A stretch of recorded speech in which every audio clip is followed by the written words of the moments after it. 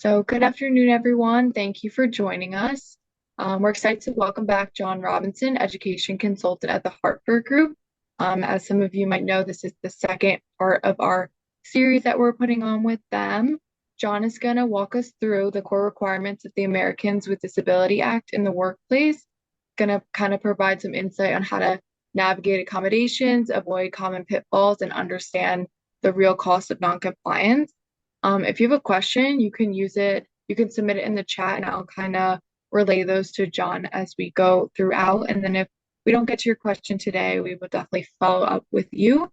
And then if you're looking for SHRM or HRCI credits, we will be offering those for this session and that they will be emailed likely tomorrow morning to those who are looking for them, as well as the recording and survey link. Yes, the recording will be sent out after for whoever just asked that. And John, feel free to take it away. All right, Brianna, thank you so much. And excited to be here again, everyone, to talk about one of my favorite topics, which is the Americans with Disabilities Act.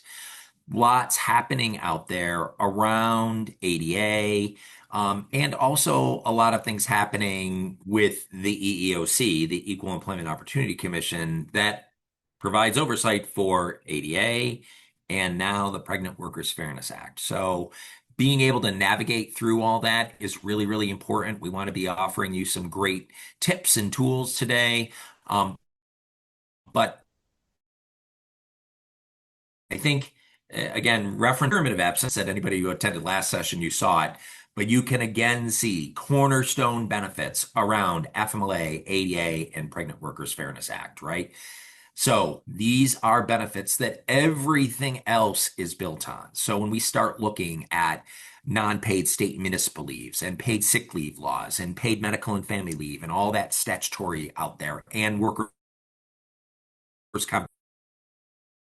compensation, all these disability and optional paid family leave and employer leave policies, all of them dovetailing together, all of them running concurrently as much as possible, really understanding how to be consistent and compliant and documented and manage everything so that you are understanding how absence is impacting your organization becomes really, really important.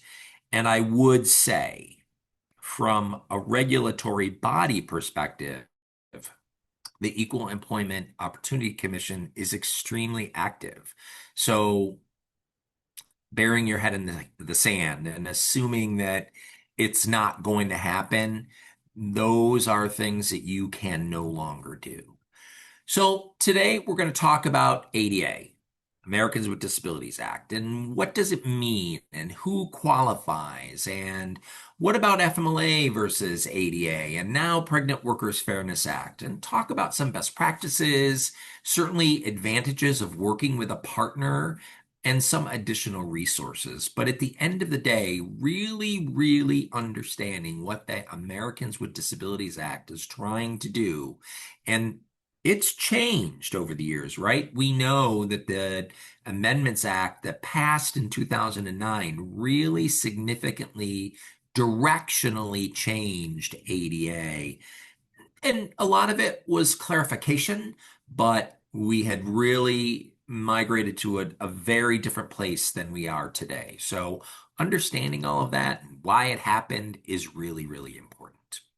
So we know ADA goes into effect in 1990. It's intended to help people with disabilities become more inclusive, right? Be able to work. It applies to employers with 15 or more employees, and it applies to OC and non-OC. Well, in the world that we live in today, right? I feel that although ADA went into effect in 1990 and FMLA didn't go into effect until 1993, FMLA eclipsed ADA, right? Employers, probably because FMLA impacted more employees, but it really became the driving force. But ADA is out there, right? It's expanding coverage, right? Because FMLA is 50 employees in a 75-mile radius. ADA is 15 employees overall. and FMLA and ADA both apply to OC and non-OC, right? So work related, not work related, it applies, but ADA's sole focus is to get people back into the workplace. And all employers out there, we all know, yes, on the good days, we want everybody back, but in the practicality of it, it can be a lot harder.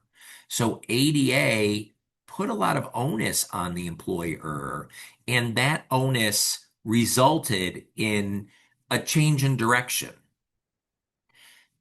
They were making it harder and harder for ADA to apply. The Supreme Court was supporting it. One key thing that was supported was it really didn't recognize mental illness. So then the Amendments Act goes into effect in 2009. It expands that definition of qualifying disabilities, right? It's pretty much saying anything. And it is also saying that disabled individuals must be able to perform the job's essential functions with or without an accommodation. And that's really, really important. And it really keyed in on the EEOC providing enforcement for ADA and the Amendments Act. So 2009 is a big directional change. A lot of employers are like, what? What do we do? Absolutely, the EEOC jumped right on the bandwagon. They started really looking at things and really, really supporting employees who wanted to come back to work. So understanding that is really, really important because the veil came off, right? There was no more, hey, the employer's in the driver's seat around ADA. And that had happened between 1990 and 2009. It really took the veil off and really put an employee more in the driver's seat regarding, hey, if I'm doing things the right way, employer is going to need to come up with an accommodation for me. So what does all that mean? Well, certainly the Equal Employment Opportunity Commission started saying, hey, you really, if the employer E is out there and they're providing information, it's understanding duration of impairment and what they can and cannot do and how long and what the limits are, then this is enough to sustain a reasonable accommodation request, right? So employers really needed to be thinking about what are we doing to understand and how can we help you stay at work or return to work as quickly and safely as possible? And I know you've heard me talk before, and I say that all the time, right? Hey, how can we help you stay at work or return to work as quickly and safely as possible is the best way to be compliant with all of this legislation around job protected time. So the answer is not no. The answer is what can we do? So lots of changes have happened. The key terms associated with this have really been more refined. So the three things that any employer needs to understand is reasonable accommodation, undue hardship, and an interactive process. At the base of everything associated with ADA, these are the three things that need to be very, very clear. And I feel the most important is interactive process. All that is an informal dialogue between the employer and the employee. Let's sit down. Let's talk about, hey, what is it that you're asking for? What is it that we could possibly do? It is a living, breathing piece. It does not end until that employee is back to work full-time, full duty. So it can be lengthy. And especially on the employer side, we're never slamming that book closed, right? We're continuing to follow up and manage and make sure that the end result is return to work full-time, full duty. Well, understanding what's reasonable, certainly very important. A modification or adjustment to a job, the work environment, the way things are normally done that's going to help that employee come back to work, right? That's all that is. But what's an undue hardship? Well, that's an action that requires significant difficulty or expense in relationship to the size of the employer, resources available, and the nature of the operation. We're going to talk about that a lot more. But one of the things that the law is very clear on is that the employer owns the decision. They cannot use any other party to make it. And the reason that is because only the employer can decide if it's an undue hardship based on its size, the request, the cost, the location, the time of the year. All of these things can impact a request for an accommodation. Only the employer can determine that. So understanding these three terms is really, really important. Making sure if you're doing ADA yourself, you've got these outlined. They're in your handbook. This is what it means. This is what needs to happen because that really is the guideline for your employees. And it's going to be the guidelines for the EEOC if they come in. You know, the worst thing that can happen if the EEOC comes in and does an audit, and they're talking to Brianna, and she's like, yeah, I never heard of ADA. Nobody's ever really talked to us about it. Well, that's a huge red flag. So making sure that you as an employer are taking the time to get out there and explain your ADA and when it matters and what needs to happen and what those timelines are very, very important. ADA itself, its written law is kind of vague, right? FMLA is very specific, right? This needs to happen in 4 days. This needs to happen in 2 days. This needs to happen in 15 days. FMLA is very, very well defined. ADA is not. So that allows an employer to own more of that. And if they haven't taken the time to sit down and work with their attorneys and make sure that you have a very defined, outlined, and communicated process, that leaves room for error that you want to avoid. I'm going to stop right there. Does anybody have any questions? Anything coming through, Brianna? Yes, one just came through.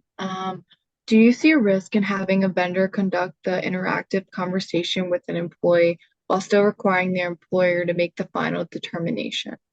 The employer should always be participating in that conversation. So even if the vendor is doing it, organizing it, participating in it, the employer should as well. Never, ever give up that. That's the only one here right now. She said thank you. Yep. Go forward. All right. So who qualifies for these accommodations?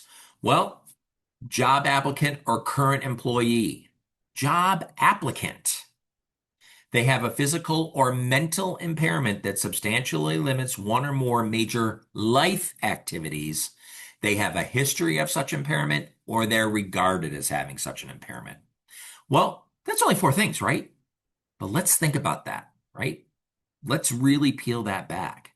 Job applicant or current employee, day one coverage. This is not like FMLA. This is not like paid medical and family leave. Hey, it may not even be like your own employer plans. They come in covered. And that job applicant, great example, happened in Syracuse, New York, where I'm from. Regional size trucking firm. They had an applicant come in for a warehouse job. She needed an accommodation because she was hearing impaired. She asked for it, and they rejected her. Nobody sat down with her. Nobody talked to her about what the accommodation request was. She had already been doing the job somewhere else, so she knew it could be, and the accommodation equipment was available. Over $1 million fine.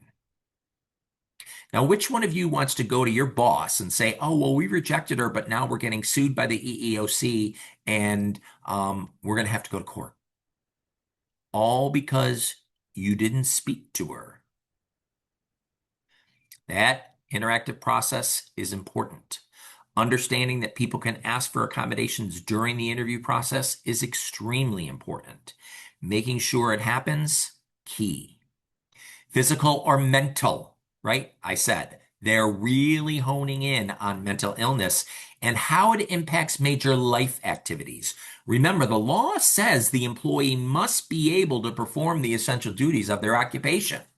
Okay, well, then you better understand what those are, right? Job descriptions are extremely important in this new world. Make sure they're updated, communicate them. I say best practice every year when you're giving a performance appraisal, here's your job description, here's your essential duties, so that the employee has that information and you can document, we gave it to them.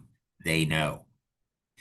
History of such an impairment or regarded, that is putting a lot of onus on an employee. I'm sorry, an employer. Now you need to recognize it. Hey, Brianna, I see you're having some problems at work right now, getting your work done. Is everything okay? Do you need some help? That's the level to which front end leaders need to understand this law. Training is so important.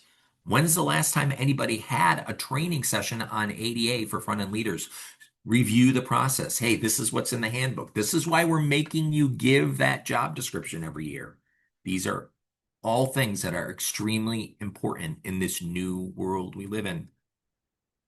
The employer has a lot of responsibilities, but it is important to remember in general, the employer does not have to provide an accommodation unless it's requested, and they also don't need to provide the accommodation that is requested. I think that's something that gets forgotten a lot, right? So understanding that undue hardship is really, really important, right? It's going to provide significant difficulty. Let's remove the expense part of it, right? Employers who are focusing too much on the expense side are going to run into problems because the law is pretty clear. It's not based on the employee's salary. It's not based on the earnings of the location. It's based on the earnings of the company. What's too expensive for the Hartford? Nothing. What's too expensive for Verizon? Nothing. So let's focus in on significant difficulty, right? So the employee comes in and they say, hey, I want this, this, and this. It is okay once you sit down and have the discussion and gather the information to come back and say, hey, you know what, Brianna, we can't do this, but we could do this. That's what the interactive process is all about. And I know when I'm hearing from employers who are working with us around this, they get oftentimes stuck on, well, this is what they're asking for. That's okay. Go back to them with something else. Understanding that and learning about that and following your process is so important. And that's where the discussion is important. The employer has a lot on the line here. We want to make sure everybody feels comfortable in having these open discussions involving the right resources. Hey, working with a vendor to help you. These are medically based decisions. And I'm sure all of you in HR are like, whoo, I don't want to do that. Right? A lot of information is coming in. Keeping it confidential becomes much more important. It's much more in depth than what FMLA is doing. So making sure that you even have that piece of it. I'm keeping all this information confidential. There have been cases out there where confidential information was shared about an employee on an ADA. There's a fine. So you want to make sure that you're doing things correctly, and there's a lot of responsibilities. And that's a great reason to have conversations and a great reason to understand what is reasonable, right? Certainly you need to look at it each individual one, right? There's no flat pat, we're doing this every single time. Now, I don't want to say that you can't say, hey, this will do if this situation arises, but you should always be looking at being flexible, right? But things that you don't need to be thinking about, we're going to talk about in a second, but from a reasonable job restructuring, flexible time, interpretive or reading equipment, adaptive equipment, filling vacant positions, modifications to increase facility accessibility. These are all things that we can do very easily. And I always say, again, I was a long-term disability analyst for many, many years. These are things we asked all the time. And most employers were like, no. Well, now the law says you have to. You have to. So reasonable, understanding it.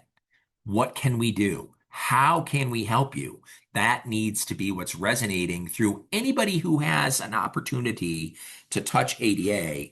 They all need to understand that. But what's not reasonable, right? Eliminating those essential job functions. Remember, I said the Amendments Act was pretty clear. They have to be able, a telephone claim handler has to handle 100 calls a day. If the accommodation request is, I only want to take 60, you don't need to do that, right? Document it. They're asking us to eliminate an essential job function. That doesn't need to be done. Now, there might be other things that you can do, but it's not ADA. It's not ADA. Lowering production standards, providing personal use items. Hey, I don't like the soap in the bathroom. Bring your own. That's it. Changing the employee supervisor. Well, I don't like John. I want to work for Brianna. No, I want a promotion. No. Excusing an employee from uniformly applied conduct rules. All of these things matter. And when you look at this, these are all things that can be handled in a very solid job description. So we work with a large perfume manufacturer, and we worked with them. We do their ADA. Actually, we do their comp, their STD, their LTD, right? Single source of truth. So we can really bring everything together for them. And to work on the floor, you need to wear a hazmat suit. So yes, to make perfume that we splash all over each other, you have to wear a hazmat suit. Well, we had an employee. She was in the quality area, so making sure that the bottles were filled correctly before they went to shipping. She had terrible eczema, and she said the hazmat suit was so hot, and it exacerbated her eczema, and she couldn't work. So she said, "Hey, but I'm not touching it, right? I'm at the very end of the process, so I really don't need to wear the suit." Well, the employer said, hey, it's in the job description. Everyone who's on the manufacturing floor needs to wear a hazmat suit. So we can't excuse that. But we do have a job in our shipping facility, which is directly across the street. It is also a quality job making sure the boxes are packed correctly and filled correctly. And that in that job, you don't have to wear the hazmat suit. Would you be interested in doing that? She was, and she was able to switch jobs, and everybody won. They were happy, she was happy, and she stayed at work. But that job description being very clear, everyone must.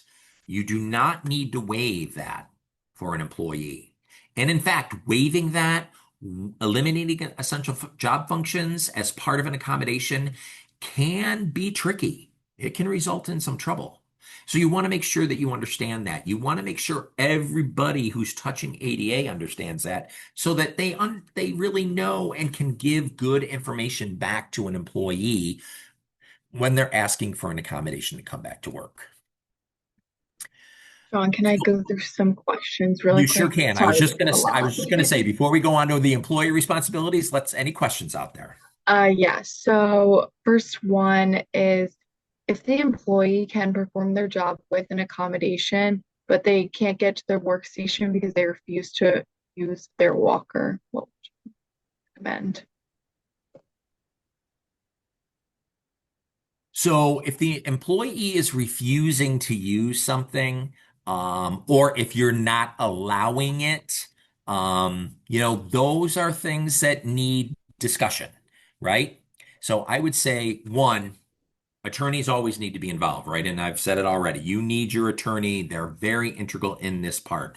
I would say, if this is the one thing that's keeping the employee from returning to work, what are some things that you can do? Can you provide transportation for that employee, from, stepping in the door to their work location? Is that something that can be done? But I would say let's search for opportunities to support that return to work versus just saying no. But also remember, the employee needs to be involved in this too. So the employee saying, no, that's not good enough. Okay, why? Let's get the medical. Hey, we've talked to your doctor and they're saying that's fine. So seek to understand, have the conversation open, work with the employee. But if the employee is the one closing the door on that, then hey, we can't provide an accommodation. Right. Okay. And then the next one, when you say to return to full work duty, how does this factor in like remote and hybrid arrangements? So, I mean, if you have people who are working at home, obviously there has to be some sort of measure that you're using them to identify they're working full time, full duty, right? Now, are you saying that you have a person who works remotely who is having an accommodation, or you have somebody who their accommodation request has been to work at home?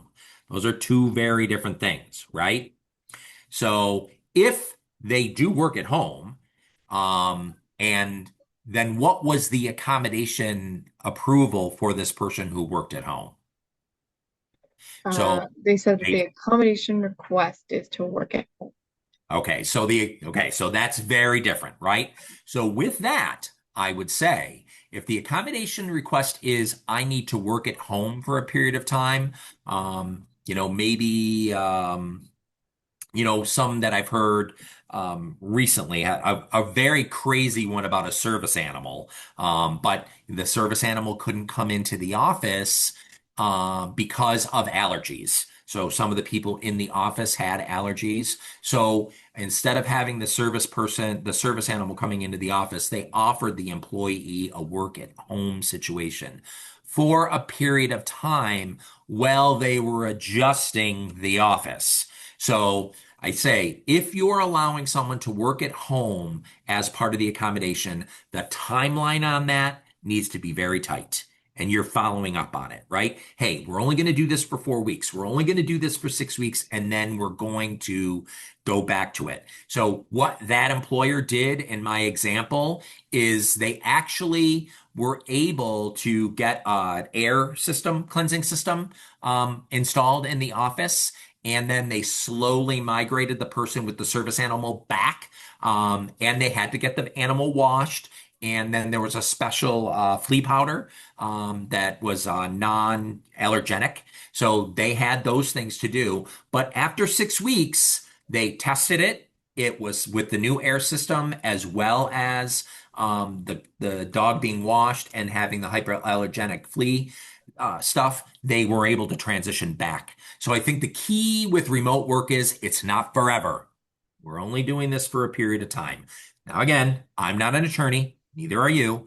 You always need to have your attorneys looking at that, but keeping that door open and monitoring it and absolutely putting a timeline on it. Got it. Um, if someone says that they have ADHD but don't ask for any type of accommodation, is it the employer's responsibility to ask if they need one, or can they just let it go? So I would say that if the employer feels it is impacting their work, or impacting the work environment, then it would be wise to talk to an employee about that. Hey, we've noticed. But the thing that you need to be careful about, and again, talking to an attorney is important. Don't assume that person has ADHD. Maybe they don't. And you going to them and saying, hey, it seems like you have ADHD, that's a huge no. So going to them and saying, hey, I see your work, you're struggling with your work and getting things done. Is there anything that we can do to help? Is something going on? And having them say, yes, hey, I do have ADHD. Yeah, just That's so that the they direction stated that that you they want to do go. have it. Yeah. So in that situation, then we need to start gathering medical, right? Right. Me saying I have it versus my doctor saying I have it are also two different things, right? So, But once mhm. that medical comes in and is supporting, hey, yes, this person does have ADHD, then let's start building what we can do to support some sort of reasonable accommodation. Don't assume anything is actual and factual until you get it in writing, and don't ever accuse a person of anything, right? Oh, do you have ADHD? Woo! Whoa, whoa, whoa. We're not doing that, right? That's a Right. great message to every front end leader, too. Don't do that. I see you're having a problem completing your work. Is everything okay? Is there something we can help you with?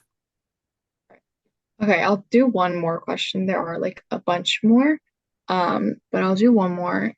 If a doctor says an employee can only work 29 hours a week, can the employer require the employee to use their available leave to cover the additional hours missed?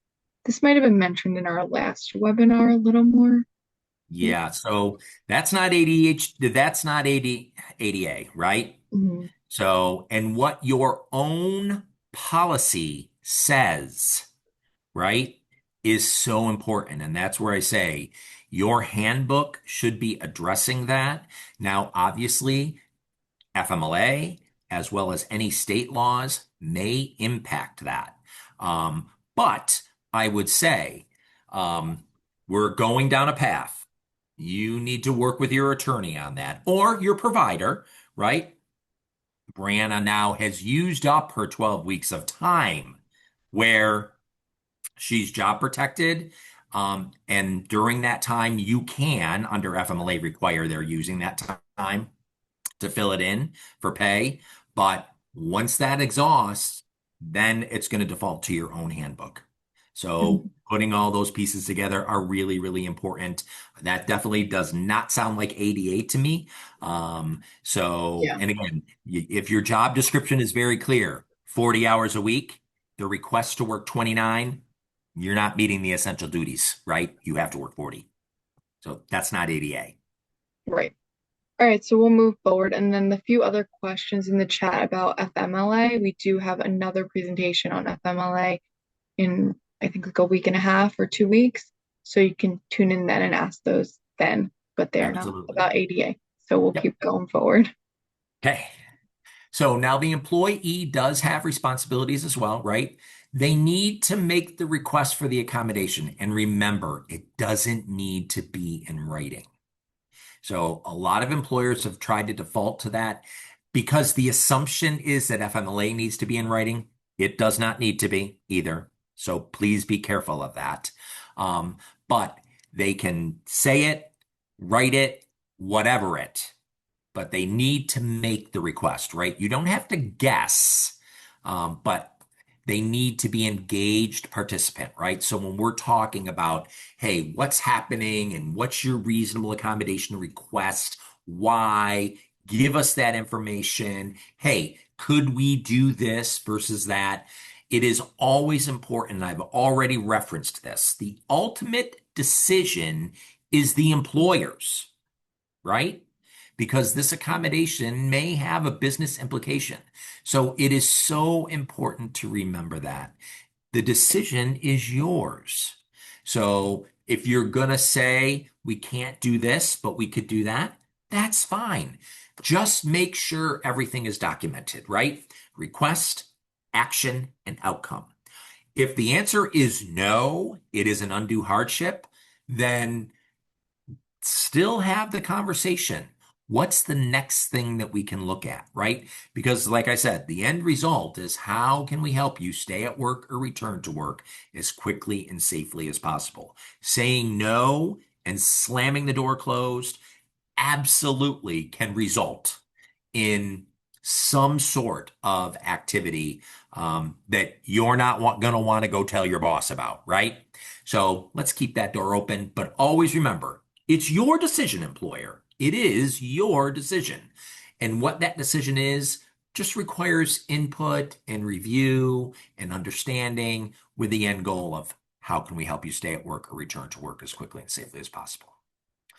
So let's talk a little bit about that interactive process. And like I said, it is the most important piece. Informal, face to face. identify limitations and potential accommodations. So let's recognize it. We're going to gather information, right? Hey, you need to supply. And like I said, it's way more than FMLA. So yes, FMLA and ADA are inextricably linked together, but the amount of information that you're getting for an ADA request is going to be more. So that privacy is important. Keep it private. Don't be talking about it at lunch. Don't be sharing any information. That's going to get you in trouble. Explore those options. Like I said, keep an open mind and tell the employee as well. You need to keep an open mind. Hey, employee, if this doesn't work, what you're suggesting doesn't work, how about this? Keep them open. Make sure the healthcare provider is involved, right? Like I said, with that ADHD example, right? Yeah, he's saying it, but let's get it. Needs to be in writing, right? Let's ask the medical provider, would this be okay? Normally, great opportunity to have a good discussion, and they're normally very engaged because they do want to help their patient. Choose the accommodation, implement it, and then monitor it, right? I said it doesn't end. We're going to follow up every 4 weeks. Hey, we said you could work at home for 6 weeks. Well, we get this worked out. Boom, 6 weeks, we're here. Let's try this. So all of those things really, really matter. So the initiation of it, the ongoing review, we've come to an agreement, we are implementing it, and we're monitoring it. All these pieces matter. And if you're doing this yourself, documenting everything, right? Request, action, outcome. It's when the EEOC comes in, they're going to say, we want to see your handbook. And then they're going to say, we want to see your records, 5 years of records. So anybody who's had that request saying we didn't do it, we didn't have any, trust me, that's just a huge red flag. So please be ready. So here's a big FAQ that we get a lot, and I'm sure you always wonder about that. What about the employee who doesn't really participate? What happens? What do we do? Do we just keep this open forever? Well, the short answer to that is no, right? Now, of course, we've been very clear, right? The employer and employee must participate in the interactive process.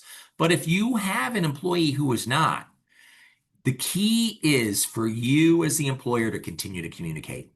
You need to do this.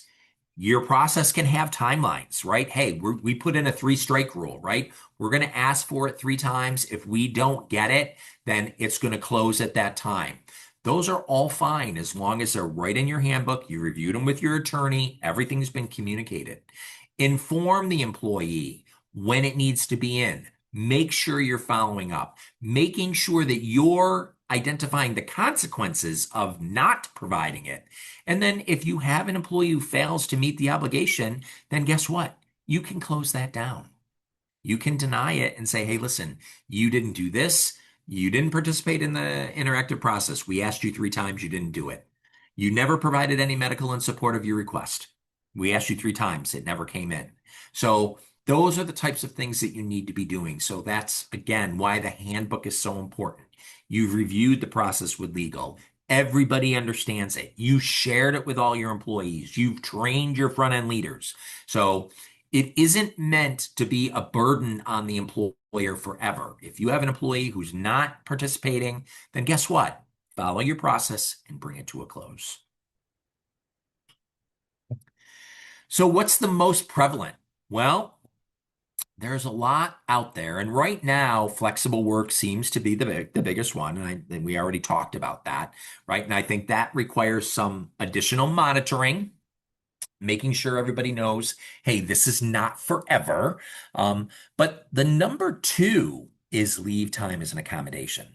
Now, in my mind, this is the one that I feel would pose the biggest obstacle to an employer, right? So you've got that situation where maybe the employees run out of FMLA and they need leave time. So the ADA has been pretty clear. It will provide additional protection if you ask for it, right? So leave policies that automatically terminate employees after that specified period of time, like the end of FMLA, will violate ADA and most state disability discrimination laws as well. So what does that mean? Well, that means at the end of those periods, you need to go and you need to talk to an employee. Do you need additional time? That's where I say when the EEOC comes in and they're doing a review and they're talking to an employer and the employer's like, oh, we never had any ADA. The EEOC analyst is going to say, you mean to tell me you've never had one person come to you and say they needed some additional time? They were out of FMLA and they needed more time. They didn't have FMLA and they needed more time. No one. It's a red flag, right? So what are some things to think about? Well, one, the courts have been pretty clear that indefinite, I don't know when I'm coming back, that's not going to work, right? They really need to pinpoint more, and they meaning the employee, about when they're coming back. You should absolutely not automatically terminate anyone at the end of a covered leave period. And that leave as an accommodation should be considered only if it does not pose an undue hardship. Well, what does that mean? Well, let's talk about my favorite perfume manufacturer again. They also have many small retail outlets throughout the entire country, right? So they have a small retail outlet in California, or I'm sorry, in Hawaii. There's only 4 people that work there in the whole store, and there's only one in Hawaii. They have a person who's out. She's used up all of her FMLA. She's on a mental illness claim. She comes at the end of the FMLA and she says, hey, I need more time. And they're like, well, okay, we understand that. How much time? Well, my doctor doesn't know. I really just don't know. I just know I'm not ready to come back. Well, they were well within their rights to sit down and say to her, that will pose an undue hardship for us. It's the holidays, our busiest time of the year. There's no other place that can support us in the state of Hawaii, and we need you to be working. It's really an undue hardship when there's only 3 people running the store. So they did, but they said, hey, would a part-time return to work be something that would be possible so that you could provide that additional support for us during the holidays while we're so busy so that we can make sure everybody gets time off? She was like, well, let's talk to my doctor. And the doctor said, hey, maybe that would be good. A slow return to work, maybe start at, for 20 hours a week and then build up over a period of time. Well, they were able to do that. The employee was fine. The perfume manufacturer was fine too. And she ended up coming back to work full-time, full duty after 8 weeks. Great solution. The demonstration there is good open communication. But the other thing to remember is, yes, in this very small retail outlet where they only had 4 employees in Hawaii and no other opportunities to share, did it provide an undue hardship? You bet it did. But would the answer have been the same in their corporate office in New York City? Probably wouldn't have been. Probably wouldn't have been an undue hardship where they have 5,000 employees. So these are things that go back to it is the employer that needs to understand reasonable accommodation and undue hardship. They own that because it is different for every request in every location at different times of the year. All of those things need to be remembered. So, any questions before I go on to complexities? Um, I think this is referring to your last slide. Is the employer allowed to ask what the specific condition is that I guess they would need time off for? So, the law is a little vague. We would definitely say that restrictions and limitations are really what you should be focused on, right? But the law doesn't really give that guidance. I would say the better thing to do is to focus on restrictions and limitations and timing. You'll get a feel. Asking for diagnosis information can be tricky because a lot of other things like FMLA, like like state laws. They don't, right? They're not looking for it. But great opportunity to be linking the STD, the leave, and the ADA together because STD is going to get that information. So are there opportunities there because of STD and STD being able to get that information? Yes, there are. So I'm giving in the middle answer. You need to work with your attorney on that. I would be very leery of asking for it. Focus on restrictions, limitations, and time. That's more important. But does the law specifically come out and say yes or no? It doesn't. So you have to be careful. And the reason you have to be careful is because there's a whole host of other protections out there too, right? So if somebody comes back and says, well, there was retribution because I was on a mental nervous claim, that's on the employer to prove it wasn't. Got it. Um, for the slide before that with the FAQs Yep. about the ADA forms being needed to be returned, is there Hmm. like a specific timeline or like deadline that you recommend, or is it just whatever date that the employer gives, like when they give them the paper? So again, the law is vague. It does not give it. So employer, if you feel comfortable with 30 days, if you feel comfortable with 45 days, use that timeline. Just make sure it is applied consistently every single time. So you can choose, I say 30. If you want to keep it tight, 30 is okay. That is going to require, there's some onus on the employer there, right? Because I needed to come out every 10 days and ask you, right? So 45 might give you a little bit more wiggle room, either is fine. Talk to your attorney about what that process should look like and then manage to it. You're doing it consistently and compliantly every time. Perfect. I'll do one more quickly. But it kind of leads into your last bullet on that slide about tying into FMLA. Can you roll off of FMLA to disability to be considered an accommodation of sorts in efforts to provide more time and allow the employer to offer the job protection in good faith? Yes, absolutely. So, and you should, right? Because not everything that's FMLA is going to be ADA, right? So if you're helping to return a person while they're on FMLA and STD, that may not be ADA, right? That may be a true accommodation where an essential duty, they're not able to stand for 8 hours and they work at a cash register.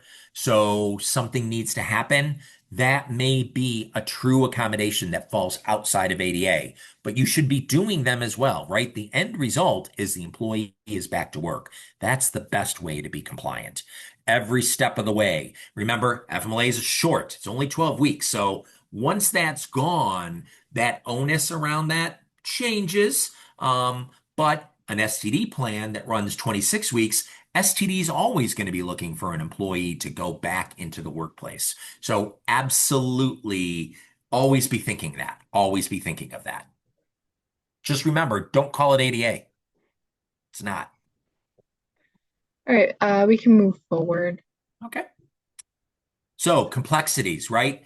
It is vague, and I've mentioned it several times, but that gives you as an employer the opportunity to say, hey, we're going to do this. Here's our process. It's in your handbook and it's outlined and communicated, right? The EEOC is very strict. They're out there, they're looking.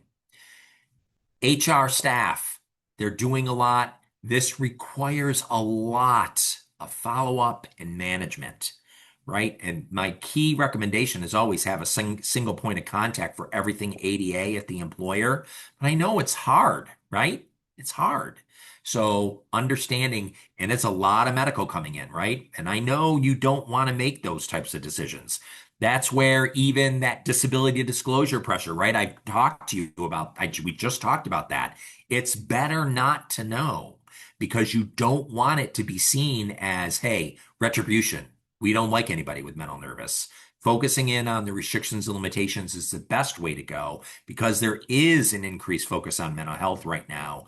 And that link is there, right? ADA, FMLA, expanding leave laws, all of this providing job protection. That's why I said the number one thing is getting them back to work.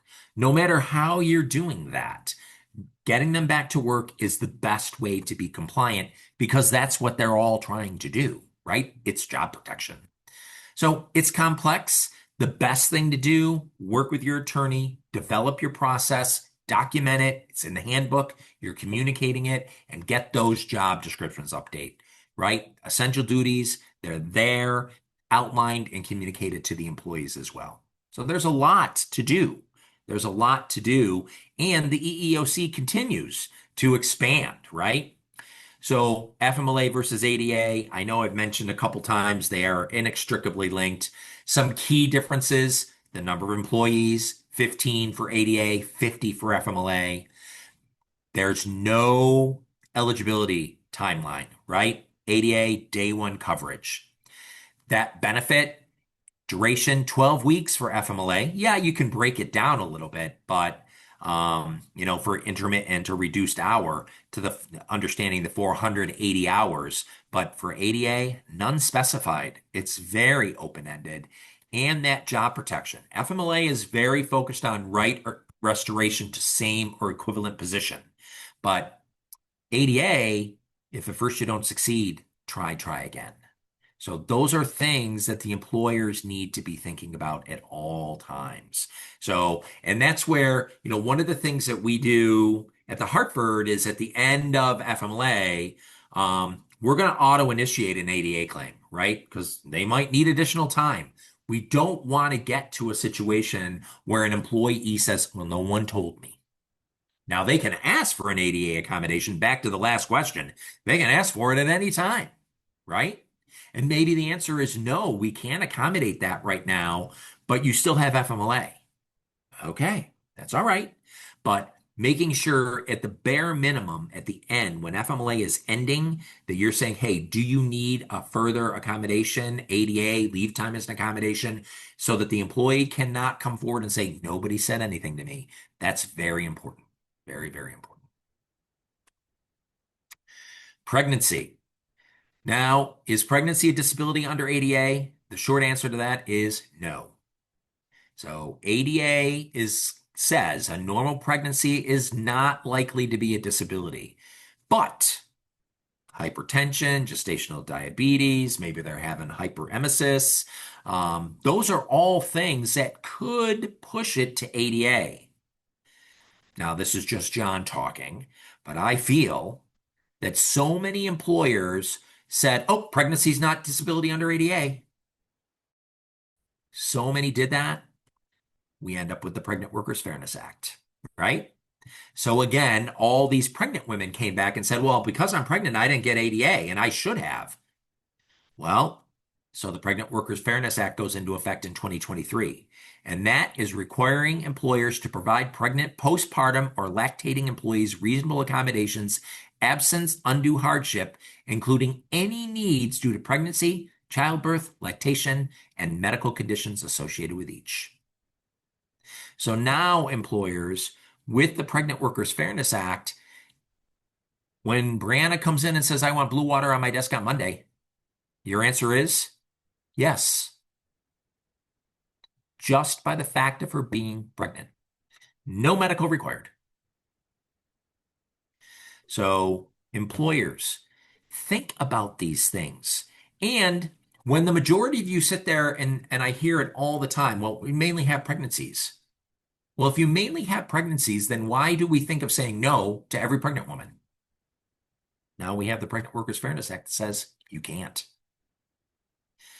Understanding that, making sure it's going to allow additional breakfast breaks, water, sitting, standing, more breaks to eat, time off for appointments, even postpartum, reassignment or light duty tasks, and telework.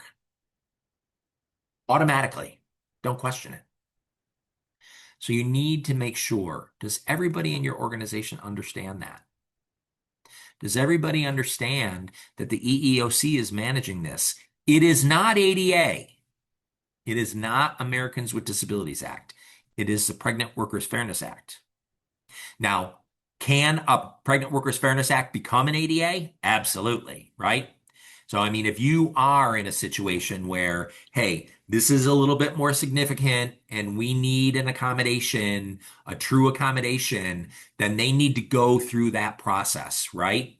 But when you're out there and working with employees who are pregnant, this is now really telling you you need to just do it. No retaliation, no saying no, no punishing employees, no coercing individuals who are exercising their right under Pregnant Workers Fairness Act, no denying them jobs.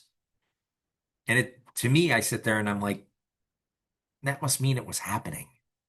And I feel bad about that. But it's out there and it's a powerful tool. So if you are not addressing Pregnant Workers Fairness Act, you need to be. You need to be talking to your attorney and you need to be training your front end leaders because the answer is now definitely not no. I had a I've question included come in. Oh, I've sorry. included some additional pieces here too. Please go out and take a look at it. Please talk to your attorney. There's a lot of information out here on Pregnant Workers Fairness Act. Go ahead. I had a question come in actually right as you advanced to the slides about this. So she has an employee that will not be FMLA eligible, but is going to leave early for maternity leave. The employee will run out of agency offered 6 weeks non-FMLA medical leave by the time the baby is 3 weeks old. And when they're only halfway through the 6 weeks STD, should an ADA accommodation be made for the last 3 weeks of disability after childbirth, or they can decide to take the New York State paid family leave for bonding? Okay, so New York State paid family leave is job protected time. So if you want to bridge that, leave time as an accommodation, you know what? I can't give you safe guidance around that, but I would definitely say you need to talk to your attorney about that. And the reason I say that is because if you're going to do it for her, you're going to need to do it for everybody, right? So understand that, and understand what the ramifications will be down the road of doing something like that. It sounds like it makes sense to me, but I would absolutely talk to my attorney and get some guidance. And she's going to need to apply for that, right? She needs to ask for it. So if that's something that she should be doing, leave times and accommodation, and you can do it for a short period of time because once she moves on to New York State paid family leave, that is job protected. Thanks. It's hard. It's complicated. So I think that the one thing that I would think of too is why was she out so much and so early? So if that's the case, um, a ADA will cover that, right? If there was a medical reason, maybe she was having hypertension, preeclampsia, any number of those things, well, then that is an ADA, that is something that you could review for ADA. Absolutely.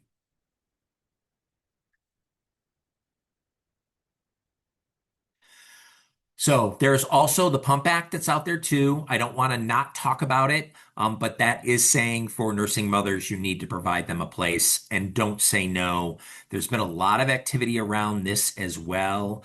One of the big lawsuits that was out there was a mother who was a bus driver, and they just would not uh, give her a schedule that allowed her to pump every 2 hours and resulted in a huge lawsuit and they lost, the employer lost.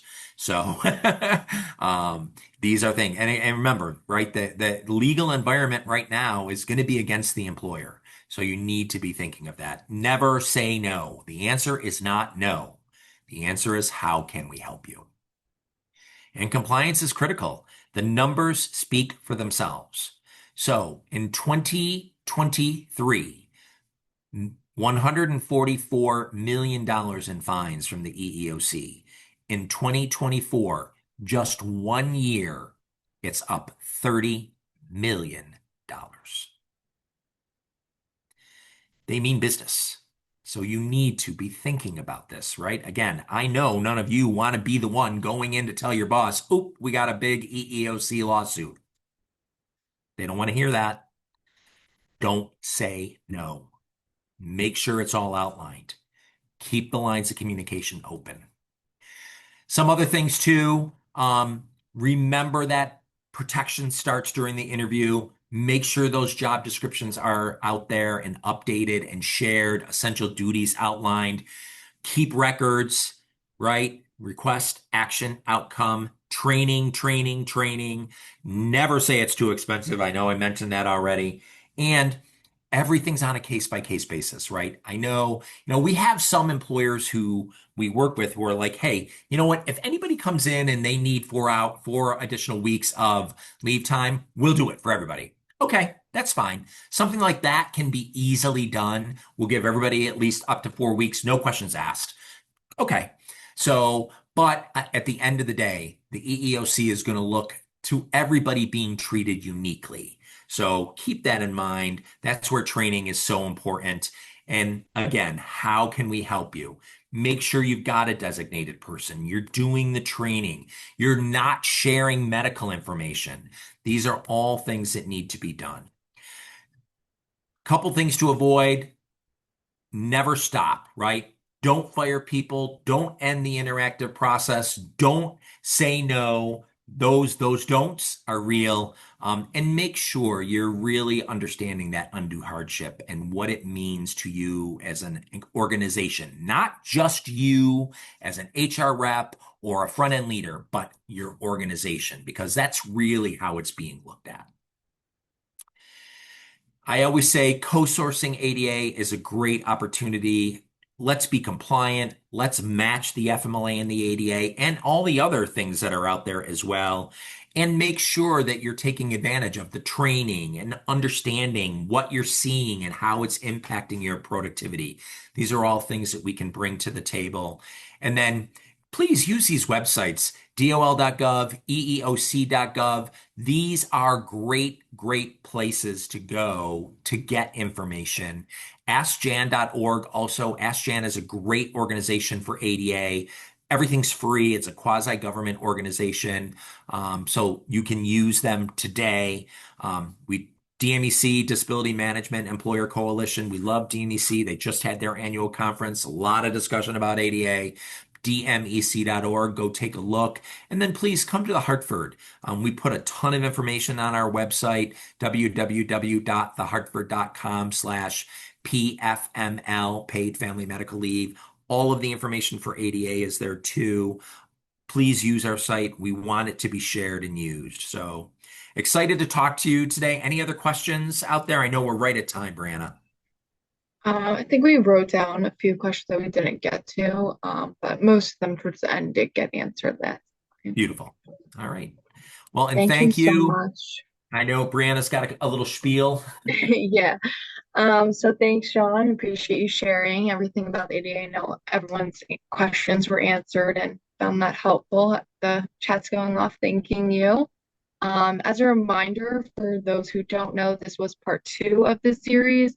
So the final session will be on August 28th on FMLA and absence management. For those who would like to join, I think I put the link in the chat, or I will soon. And also for those who have credits, they'll be coming within the next day or two. And I also put a link in the chat for the survey if you don't mind filling that out. Hope everyone has a great rest of your day. So thank you. All right, everybody. Great talking to you again, and I'll talk in another couple weeks.